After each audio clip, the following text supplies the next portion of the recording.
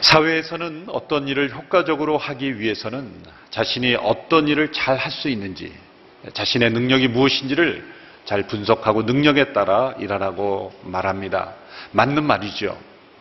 그러나 하나님께서 하시는 일을 보면 맞지 않을 때가, 그러한 기준이 맞지 않을 때가 있습니다. 때로 어떤 일을 잘 할 수 있는 능력이 있다라고 생각하는 사람들 통해서는 일이 일어나지 않고, 그러한 일을 할 수 없는 것처럼 보이는, 능력이 없어 보이는 사람들을 통해서도 하나님이 일하시는 것을 우리는 성경과 역사를 통해 볼 수가 있습니다.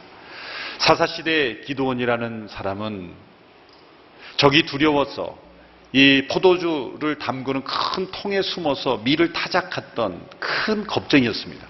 하나님이 그를 부르셔서 큰 용사라 이렇게 불러주시면서 300명의 군사로 수많은 대적을 무찌르는 지도자로 하나님이 사용하셨죠. 아모스라는 선지자는 그 양을 치는 목자요, 그리고 이주 노동자였습니다. 그를 하나님이 사용하셔서 왕 앞에서 진리를 전하는 그런 선지자로 하나님이 사용하셨죠. 예수님의 제자였던 베드로를 보십시오. 그는 아주 거친 어부였습니다. 말도 거칠었습니다. 영적 지도자로 쓰임받기에는 합당하지 못한 인격적인 결함이 여기저기서 보였습니다. 때로는 말이 앞설 때도 많았습니다.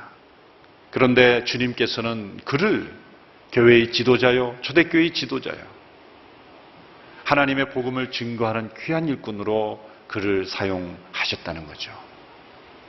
만일 그 모든 성경에 하나님이 쓰임받았던 사람들에게 자신의 장단점을 평가해서 능력에 따라 일할 것인지 말 것인지를 결정하라고 했다면 아마 그들은 자신들 앞에 놓여있는 그 엄청난 일들은 나는 감당할 수 없다라고 그렇게 모두가 물러섰을지도 모릅니다. 만일 그랬다고 한다면 모세가 이스라엘의 지도자는 될 수 없었을 것입니다. 또 요셉이 총리가 될 수 없었을 것입니다. 바울이 선교사로 헌신하지 못했을 것입니다. 베드로가 사도가 되지 못했을 것입니다. 어느 미국의 그 기업체에서 예수님의 제자들을 그 신입사원을 뽑는 데이터베이스에 넣어서 누가 우리 회사의 직원이 될 수 있는가를 검색해 보았더니 한 사람이 합격했더랍니다. 바로 가룟 유다. 가룟 유다만 합격하고 모든 사람들 다 불합격자였답니다. 바로 그러한 사람들을 통해서 하나님은 놀라운 일을 행하셨던 것이죠. 그러므로 내 능력으로 할 수 있느냐 없느냐를 먼저 생각해서는 안 되는 것입니다. 하나님의 일에 쓰임받기 위해서는 이 두 가지 질문을 언제나 던져야 한다고 생각합니다. 첫 번째는 내가 하고 싶은 일이냐, 아니면 해야 하는 일이냐. 하고 싶다 그래서 다 할 수 있는 일이 아닙니다. 해야만 하는 일을 해야 되는 거죠. 가장 좋은 것은 하고 싶은 일이 해야 하는 일일 때가 가장 좋겠지만, 때로 하나님이 원하시는 것은 내가 하기 싫은 일도 하나님은 시킬 수 있다는 것을 우리는 알아야 합니다. 두 번째 일은 내가 할 수 있는 일이냐가 아니라 하나님이 원하시는 일이냐, 그것을 더 중요하게 생각해야 합니다. 때로 우리는 우리의 능력에 하나님을 제한할 때가 있기 때문이죠. 대개 우리가 하나님의 역사에 쓰임받지 못하는 이유는 내가 하고 싶은 일만 하고 내가 할 수 있는 일만 하기 때문입니다. 때로는 하나님이 나의 능력을 넘어서는 일, 때로는 내가 원치 않은 일도 하나님이 나를 통해서 일하시기를 원하신다는 것. 이런 하나님의 역사에 우리의 마음을 열어놓을 때 하나님이 우리를 통해서 놀라운 일을 행하실 수 있다고 우리는 믿어야 하는 것입니다. 포로에서 귀환한 이스라엘 백성들에게 이 성전을 재건하는 일은 어느새 그들이 할 수 없는 일이 되어버렸습니다. 또 더 나아가 하기 싫은 일이 되어버렸습니다. 그들의 마음은 식어졌고 그들이 눈에 볼 때 우리의 능력으로는 할 수 없는 일이 되어버렸던 것이죠. 그러나 그것은 그들이 그들의 능력만으로 해보려고 했기 때문에 할 수 없는 일이 되었고 또 하기 싫은 일이 되었던 것입니다. 하나님께서는 이 스가랴의 환상들을 통해서 하나님께서 그 일을 행하실 것이고 또 그들의 능력 밖의 일인 것처럼 보이지만 하나님은 그 백성들을 통해서 일을 이루신다는 것을 확신을 지켜주고 계시는 것입니다. 그래서 지난주 환상에서 더러운 옷을 입고 있는 대제사장 여호수아, 하나님 앞에 정결하지 못한 백성으로, 그리고 징벌을 받아 마땅한 백성의 모습이었지만 하나님이 그 옷을 벗겨주시고, 더러운 옷을 벗기시고 아름다운 옷을, 의의 옷을 입혀주심으로 하나님 앞에 서기에 합당한 백성이라는 영적인 정결함을 부어주셨습니다. 오늘 환상을 통해서는 그 당시 포로기환의 첫 번째 귀환을 이끌었던 지도자 스룹바벨이라는 정치 지도자를 하나님께서 격려하셨어. 학개 스가랴 선지자들은 영적인 메시지를 주지만 실제 백성들을 이끌고 갈 수 있는 행정과 정치의 지도자는 스룹바벨이기 때문에 그 스룹바벨을 견고하게, 강하게 위로하고 격려하고 용기를 불어 넣어주는 그런 환상을 오늘 환상을 통해서 보여주시는 것입니다. 오늘 우리가 본 이 스가랴가 본 환상에는 순금 등잔대가 등장합니다. 그 등잔대 위에 7개의 대접이 달려있고 대접마다 등잔불이 있고 그 대접 아래 7개의 대롱이 있는 모습입니다. 특이한 것은 등잔대 좌우편에 두 그루의 감람나무가, 올리브나무라고 우리말 성경에 번역이 됐죠. 올리브나무가 있는 모습입니다. 이 등재는 이 성전 또 성소 안에서 아주 중요한 성물이죠.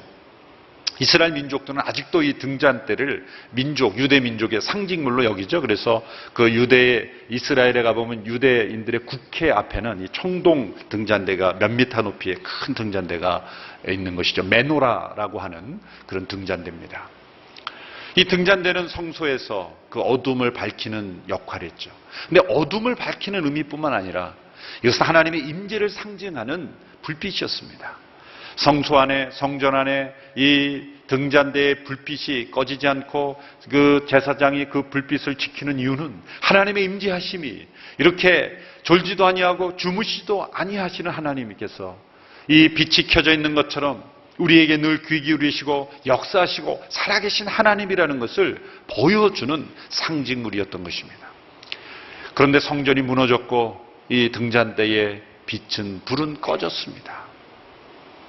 그럼 하나님께서 이 환상을 통해서 다시 이 성전이 재건될 뿐만 아니라 등잔대의 불이 밝혀질 뿐만 아니라 예전에 있었던, 옛 성전에 있었던 등잔대와 비교할 수 없을 정도로 엄청나게 밝은 그런 등잔대를 보여주신 것입니다.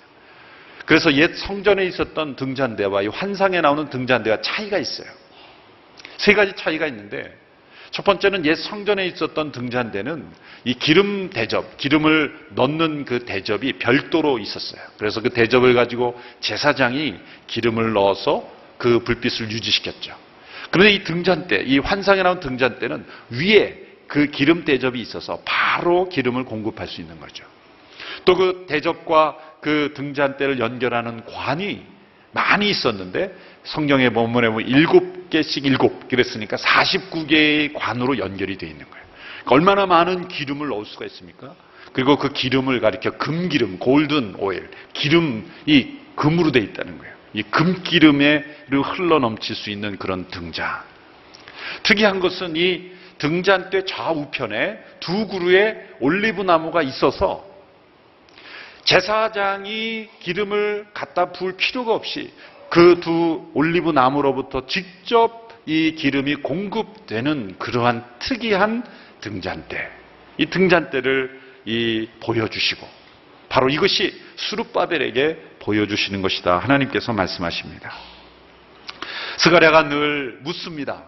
환상 속에 나타나는 것은 지상에서 보기 어려운 특이한 것들이기 때문에 그것이 메노라, 이 성전에 있는 그 등잔대 비슷하긴 하지만 특이했기 때문에 이것이 무엇입니까? 이것이 무엇입니까? 계속 질문하죠.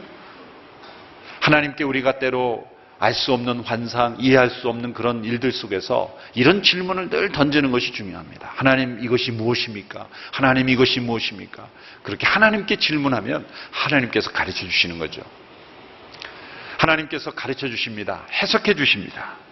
그 의미를 이렇게 말씀하십니다. 스가랴 4장 6절의 말씀입니다. 아주 중요한 말씀이죠. 우리 같이 한 목소리로 함께 읽도록 하겠습니다. 시작. 그러자 그가 내게 말했다. 이것이 스룹바벨에게 하신 여호와의 말씀이다. 내 힘으로도 안 되고 내 능력으로도 안 되고 오직 내 영으로만 된다. 만군의 여호와가 말한다. 내 힘으로도 안 되고 내 능력으로도 안 되고 오직 내 영으로만 된다. 하나님은 스룹바벨에게 왜 성전 재건이 중단되었는지를 말씀하십니다. 그 이유는 내 힘과 능력으로 행하려 했기 때문이다. 그러면 어떻게 이것이 가능한가? 오직 나의 영으로만 된다고 말씀하시는 것입니다. 스룹바벨은 바벨론으로부터 부여받은 정치적인 힘을 가지고 권세를 가지고 일을 추진했습니다.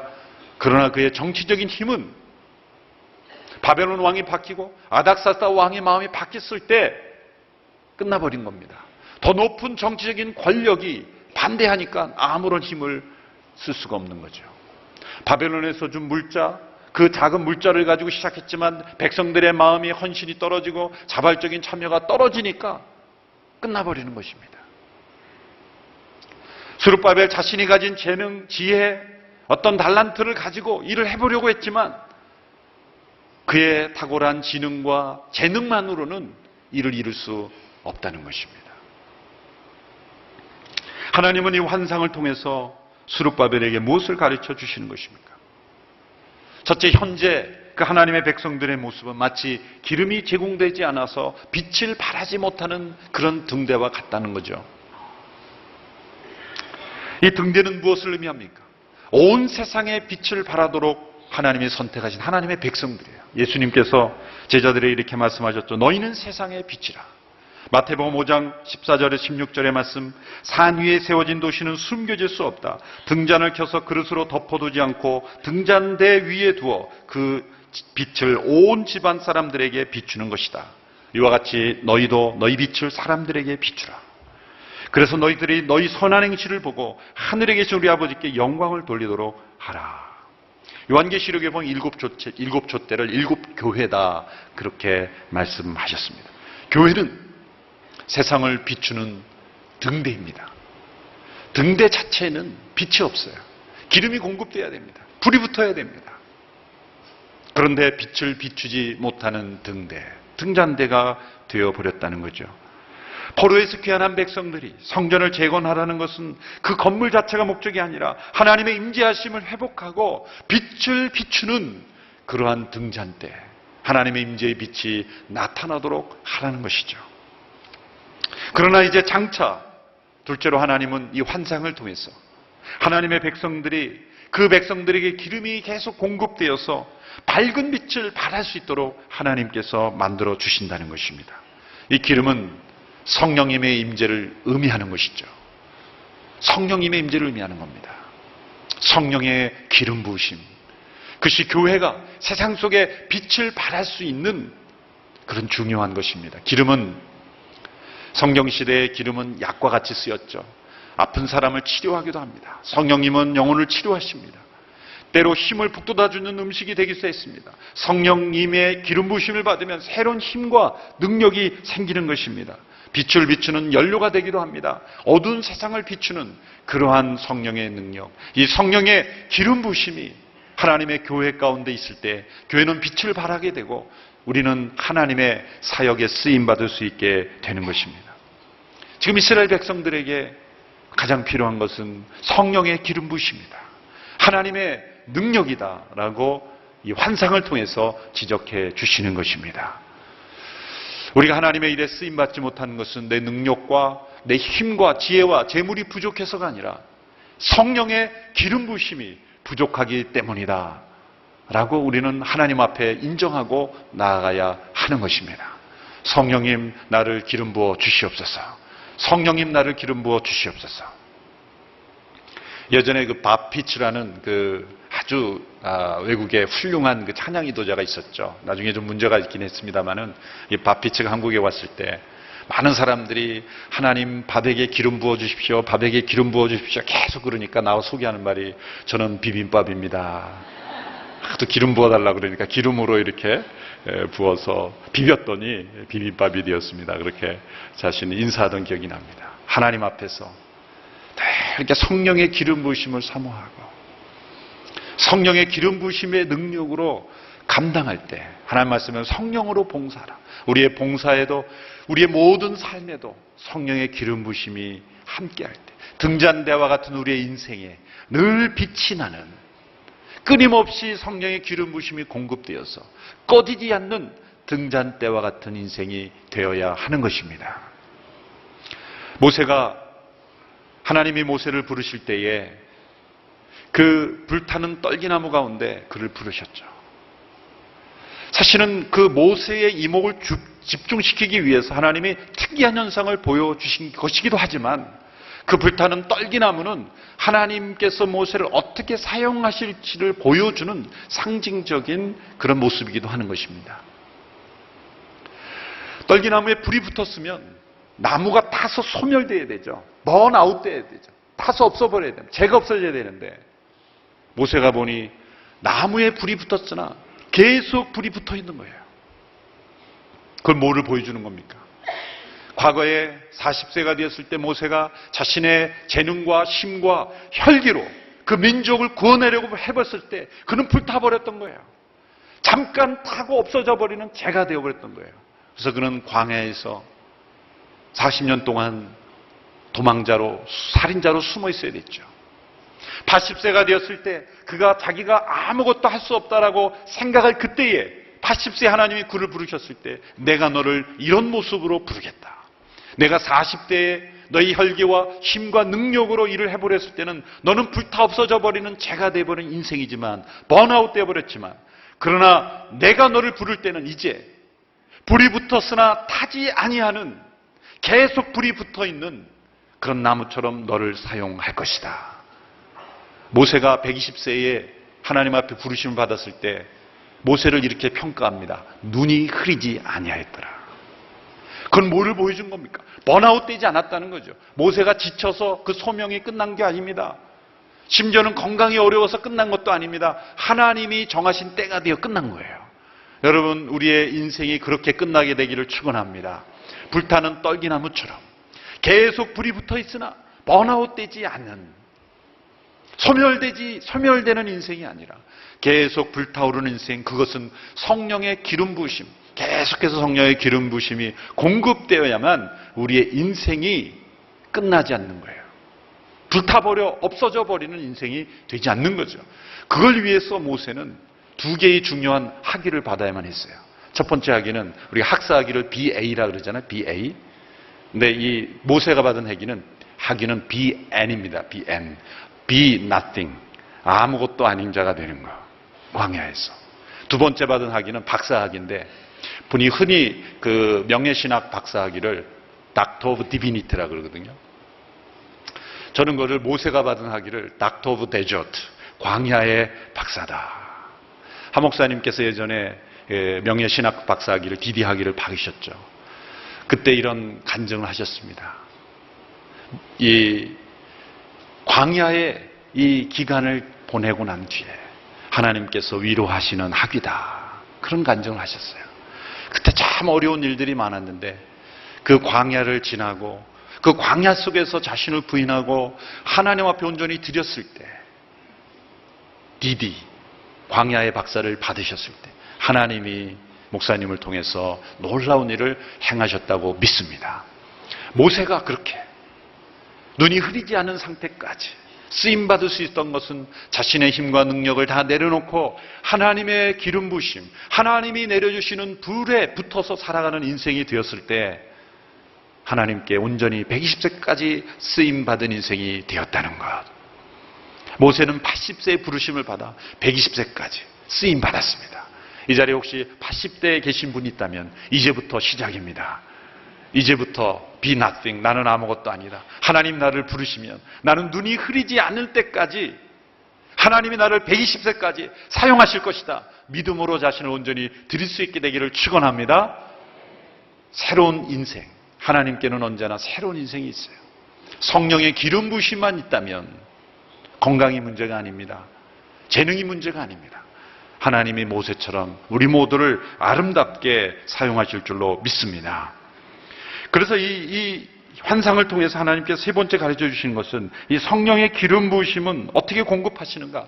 기름 부음을 받은 하나님의 사람들을 통해서 공급하신다는 거죠.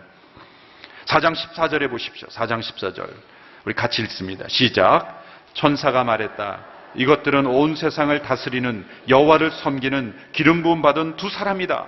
이 두 나무는 두 사람을 의미한다. 이렇게 말했습니다. 이 두 나무는 당시의 대제사장이었던 여호수아와 정치지도 총독이었던 수룹바벨을 의미하는 거죠. 하나님의 방법은 언제나 사람입니다. 성령의 기름 부으심은 누구를 통해서 오는가? 이 기름 부음 받은 이 두 명의 지도자를 통해서 전달되는 것입니다. 그러므로 우리가 함께 어떻게 성령의 기름 부으심을 받습니까? 물론 혼자 기도할 수도 있어요. 그러나 성령 충만한 우리 성도들과 함께 기도할 때, 성령 충만한 지도자와 함께 기도할 때, 우리 모든 성도들이 함께 예비할 때 성령의 기름 부으심이 우리에게 충만하게 공급될 수 있다는 거예요. 그런데 문자적으로는 이 두 사람이지만 사실 이들의 직책을 말하자면 대제사장이란 직책, 또 총독이라는 사실 왕권과 같은 그런 직책은 무엇을 의미합니까? 장차 오실 예수 그리스도. 예수님은 이 땅에 선지자로 오셨고 대제사장으로 오셨고 왕으로 오신 이 메시아의 삼중직, 메시아의 그 역할을 완성하시는 분이죠. 그러므로 좌우에 있었던 두 그루의 두 나무는 사실 스룹바벨과 여호수아만을 의미하는 것이 아니라 장차 오실 예수 그리스도, 그분을 통해서 우리에게 성령의 기름 부으심이 공급된다는 것을 가르쳐 주고 있는 것입니다. 예수님께서 요한복음 15장 5절에 이렇게 말씀하셨죠. 나는 포도나무여 너희는 가지다. 그가 내 안에 있고 내가 그 안에 있으면 그 사람은 열매를 많이 맺는다. 나를 떠나서는 너희가 아무것도 할 수 없다. 주님을 떠나서는 아무것도 할 수 없는 사람, 바로 그 사람이 성령의 기름 부으심이 넘치는 거예요. 어떤 사람이 성령의 기름 부으심이 넘친가? 얼굴에 기름이 절절 넘치는 사람인가? 아니라 그리스도가 아니면 아무것도 할 수 없는 인생, 그리스도를 떠나서는 아무것도 인생의 보람을 느끼지 못하는 인생, 자신의 인생의 모든 목적이 그리스도를 높이는데 몰두되어 있는 인생, 이 사람이 바로 성령의 기름 부으심을 끊임없이 공급받는 인생입니다.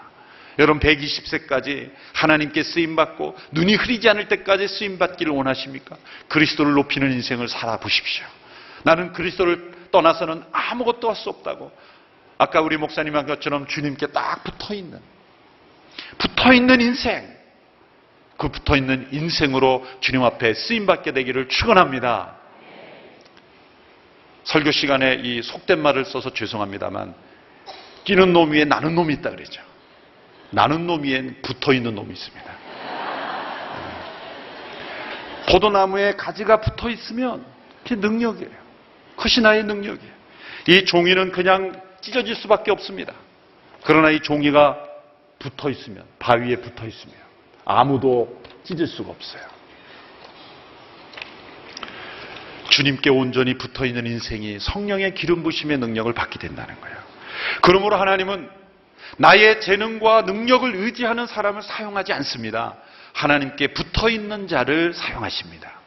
붙어있는 게 뭡니까? 순종이죠. 예수님이 하신 말씀 중에 약대가 바늘기로 들어가는 것이 부자가 하늘나라에 들어가는 것보다 쉬운 일이라고 말씀하셨죠. 왜? 부유함을 의지하기 쉽기 때문에. 이 말은 재능에도 적용이 됩니다.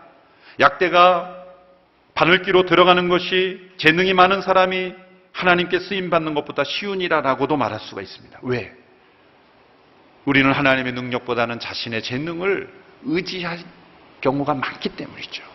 그래서 하나님은 역전시키는 거예요. 재능이 많은 사람은 하나님이 사용하실 것 같은데 때로 자신의 재능만을 의지하기 때문에 재능이 없는 사람들을 하나님 부르셔서 하나님의 능력을 부어주셔서 하나님이 사용하시는 경우가 많이 있다는 것을 우리는 기억해야 합니다. 그러므로 성령의 능력이 역사하는 데 있어서 가장 큰 장애물은 자기 자신입니다. 하나님은 때로 우리 자신의 강점을 통해서 일하시기도 하지만 많은 경우 우리 약점을 통해서 일하시기도 하는 거예요.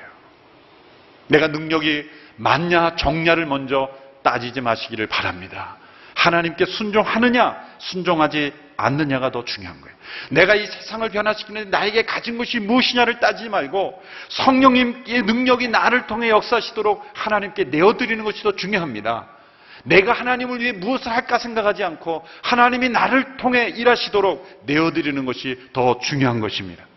내가 갖지 못한 능력에 연연하지 않고 이미 성령님께서 나에게 주신 은사를 통해 하나님 앞에 나갈 때 성령의 기름 부으심이 나를 통해 역사될 줄로 믿습니다.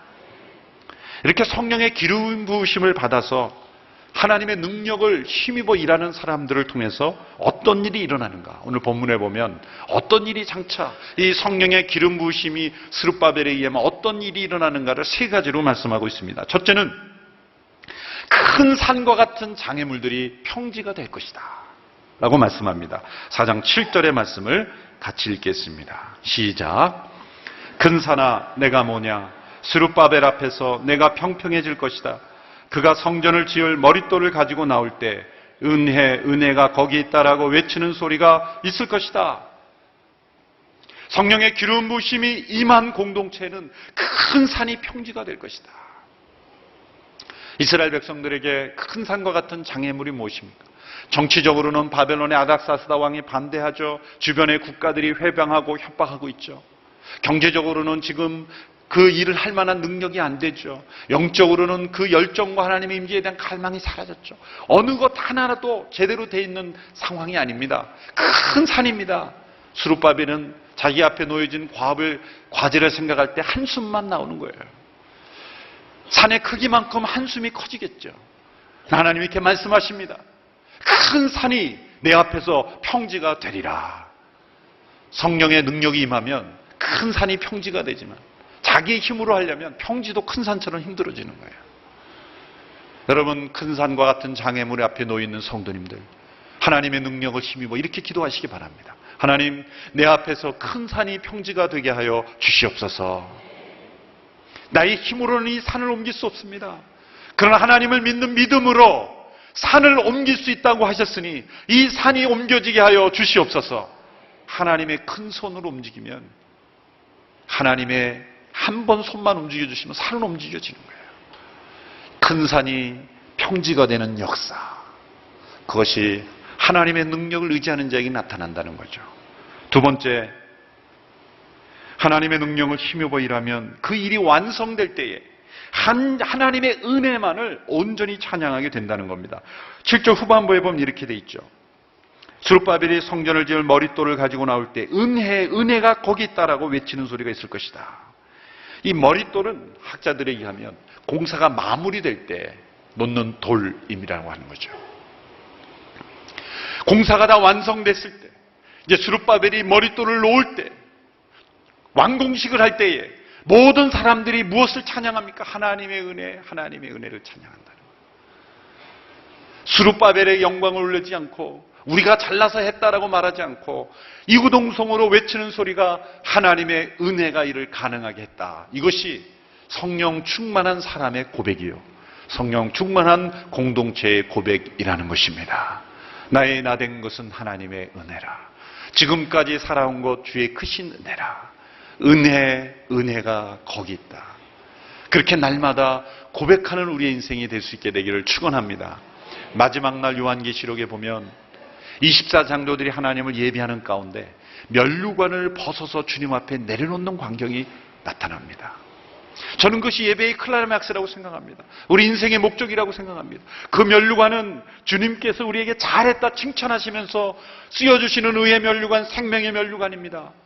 그런데 그 면류관마저 하나님 앞에 내려놓고 우리는 이 면류관을 쓸 자격이 없는 사람입니다라고 하나님 앞에 내려놓는 것. 왜? 오직 하나님의 은혜로 우리가 이렇게 살 수 있었기 때문에 우리는 면류관조차도 받을 자격이 없습니다. 내려놓는 모습. 이것이 바로 참된 성령의 기름 부으심을 받은 사람들의 모습인 것입니다. 그런데 스스로 면류관을 만들어 쓰는 이상한 사람들은 어찌 된 일입니까? 어리석고 악한 사람들이죠. 우리의 모든 삶 속에 어떠한 일이 이루어졌을 때 나의 능력이 아니라 하나님의 은혜로 가능하게 되었습니다.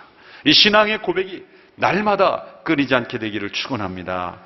세 번째 나타나는 모습, 그 열매입니다. 하나님의 능력을 힘입어 일할 때 나타나는 세 번째 열매. 그 일에 부정적이고 그 일을 무시하였던 사람들조차도 함께 기뻐하고 즐거워하게 된다는 거예요. 이게 성령님께서 하시는 일의 열매입니다. 10절의 말씀입니다. 4장 10절 같이 읽습니다. 시작. 초라하다고 하찮게 여기는 사람이 누구냐? 사람들은 스룹바벨의 손에 측량줄이 있는 것을 보고 즐거워할 것이다. 이 일곱 눈은 온 땅을 두루돌아 살피시는 여호와의 눈이다. 시작이 초라하다고 하찮게 여기는 사람이 누구냐? 그런 사람이 있었다는 거죠. 이 시작은 뭡니까? 성전이 재건될 때 그것을 초라하다고 아주 멸시하며 하찮게 여기던 두 부류의 사람들이 있었습니다.